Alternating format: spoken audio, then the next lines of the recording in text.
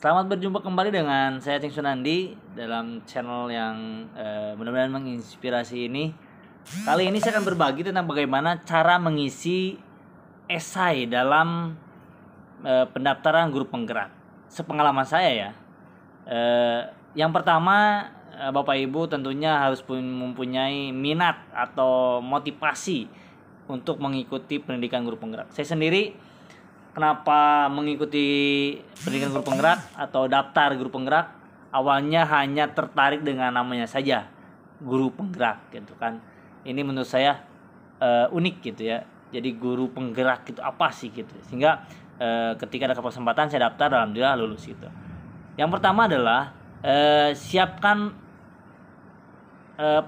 motivasi kita, intrinsik kita lah. Jangan sampai dipaksa sama orang lain. Kita niatkan untuk menambah ilmu, kita niatkan untuk mencari ilmu, mencari teman dan mencari relasi lainnya untuk membuka jaringan-jaringan baru gitu kan.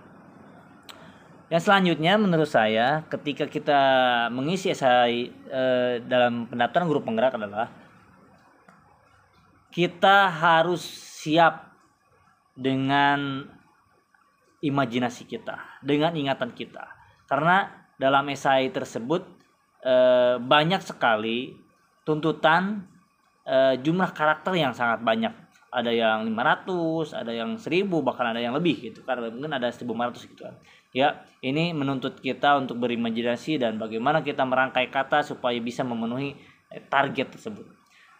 Yang selanjutnya, yang ketiga adalah bukan hanya untayan kata atau karakter yang kita penuhi, namun ide tersebut harus benar-benar original, keluar dari pemikiran kita, sehingga ketika kita lulus di tahap 1, ketika melaksanakan wawancara, ada kesinambungan antara ucapan kita dengan esai tersebut gitu kan. Barangkali ada yang tanyakan, tapi sepengalaman saya kemarin tidak begitu banyak bertanya tentang esai yang kita tulis gitu. Tapi ini juga perlu diingat, perlu keoriginalan ide kita gitu kan, sehingga ketika kita ditanya tidak gelagapan, tidak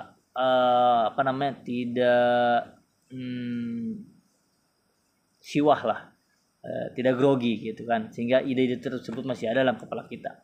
Kemudian teman-teman, ketika ngisi itu menurut saya gitu ya, pengalaman saya, coba esai itu mengarah kepada leadership.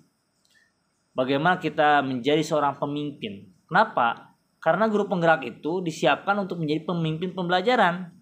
Jadi sisi leadershipnya kita itu harus dimunculkan. Mungkin kita pernah menjadi pemimpin apa gitu kan. Menurut saya sekecil apapun pengalaman itu bisa diungkap gitu. Misalkan pernah menjadi pemimpin upacara dan sebagainya. Sisi itulah yang disentuh dan dikembangkan dalam esai tersebut. Kemudian dalam sosialnya juga kita ditanyakan bagaimana pengalaman kita bersosial gitu kan, sehingga sangat penting bagi kita untuk banyak pengalaman, kemudian kita merangkaikan dalam sebuah kalimat menjadi jawaban-jawaban daripada soal esai tersebut gitu. Kemudian Bapak Ibu, selain bagaimana ketika saya nggak pernah jadi pemimpin gitu kan, menjadi ketua, menjadi pemimpin apa itu gitu kan. Mungkin kita pernah menjadi pemimpin dalam skup kecil, misalkan ketua kelompok, kerja kelompok. Coba itu diungkap sisi leadershipnya, sehingga menurut saya sangat penting sisi leadership ini dimunculkan dalam mengisi esai. Kenapa demikian? Karena sekali lagi, karena kita disiapkan untuk menjadi pemimpin pembelajaran. Tentunya mungkin ada pengalaman orang lain yang berbeda gitu kan. Tapi itulah menurut saya. Jadi tidak hanya mengisi esai dan memenuhi karakter saja, tapi sisi leadershipnya diungkap. Kemudian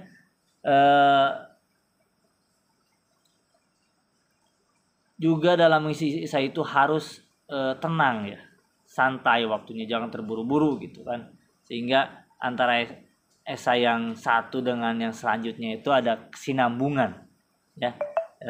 Jadi tidak mansa-mensele gitu, pindah-pindah dan sebagainya.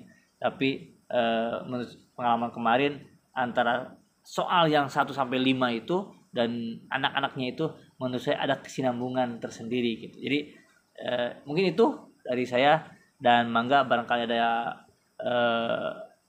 Patrick lain dari teman-teman tulis di kolom komentar ya. Terima kasih. Assalamualaikum warahmatullahi wabarakatuh.